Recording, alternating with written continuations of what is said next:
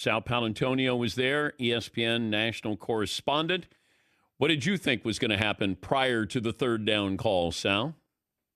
Well, I'm going to give you actual words instead of onomatopoeia. I'm throwing that out there for my English teacher. Ooh, ah, I love that. I was about 2 minutes in. I was waiting for actual analysis after he dropped the ball. But I thought they should have run the ball. It's pretty clear. So let's look at the play-by-play, Dan. 2nd and 6 at the Atlanta 13. You bring in Johnson as the eligible tackle. Barkley goes off left tackle, gains 3 yards. So the last play that they ran as a run, they gained 3 yards. Now it's 3rd and 3. And Atlanta has already just burned their last timeout. It's 3rd and 3 from the 10. Remember, your last running play, gain 3 yards, and you only need 3. I think you got to call a run play there. I really do. And then if you don't get it, you run it again on 4th down. Because, they've been pretty good running the ball on 4th down. Tush push, brotherly shove, whatever you want to call it.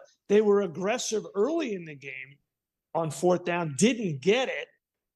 And so I don't know why you wouldn't be aggressive there. This is why you paid Saquon Barkley. I know he's good out of the backfield. He does have some drops in his career, but you load it up, and it doesn't really matter. You can't make the excuse, well, they were getting funky inside and loading up between the tackle box.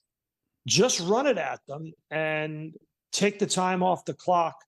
And if you don't get it, like you said, now he's got to go 90 yards with no timeouts. It's much different than going 70 yards where you can spread it out and get the ball out quickly. You can have some boot action. You can move around in the pocket.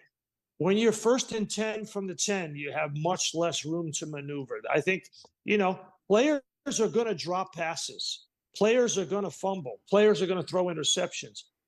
Those are physical mistakes that you're going to expect at every level of football. But at the NFL level, you can't have your coaches making mental mistakes like that. I think there was part of the game that I thought was a glaring issue with the Eagles. They didn't put any pressure on Kirk Cousins. And Kirk Cousins has no mobility. As you said, he showed you his 6-inch scar from, his surgery in the offseason. So he doesn't have mobility. I don't know why even that last drive, they hit him twice in the game after 31 pass attempts? I mean, that's inexcusable for an Eagles defensive line. Well, first of all, they don't really have a pass rush right now. That's clear. Bryce Huff, they are trying to play him on 1st and 2nd down against the run. And he's getting worn out. He's getting blown out. Post-game last night, a lot of the Eagles players who were on locally here were talking about Bryce Huff not setting the edge, getting blown out in run defense. So he was never used like that in Robert Saleh's defense with the Jets. And now he's being asked to do that. He's really being asked to do something that he's never done in his career.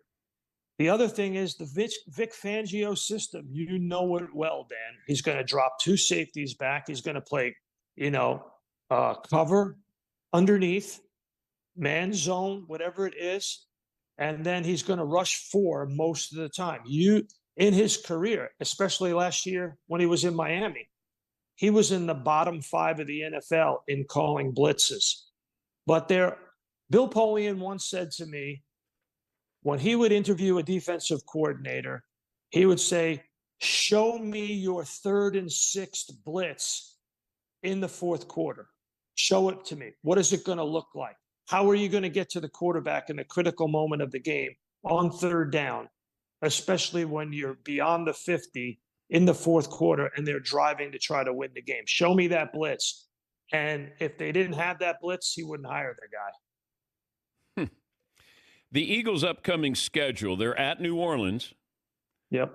At Tampa. Yep. Bye week. Dan, they're looking at some two tough games. So let's take New Orleans first. New Orleans has had a voodoo on the Eagles for a while. You know that. They've had trouble going down there, even when they were in the heyday of the post Super Bowl.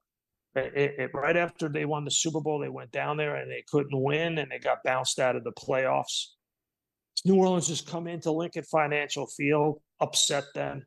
They've always had problems with Sean Payton. They've always had problems with the New Orleans Saints. I'm just putting it out there. That's a tough game. I just was in Detroit, and I watched Baker Mayfield go into Detroit, an 8-point underdog, with his defense depleted, without his starting right tackle, win that game. The Bucs are playing with a lot of moxie. And if you're looking for a team that can throw the ball to a lot of different components, a lot of different options with Evans and Godwin, that's a team that could give the Eagles problems like they did last year. These are two tough games. And Dan, you don't have A.J. Brown, your best offensive player, in these two games. He said that last night to Lisa Salters. It's going to take a couple of weeks. And boy, that was a wow. That was a big wow. So these are two tough games for this football team.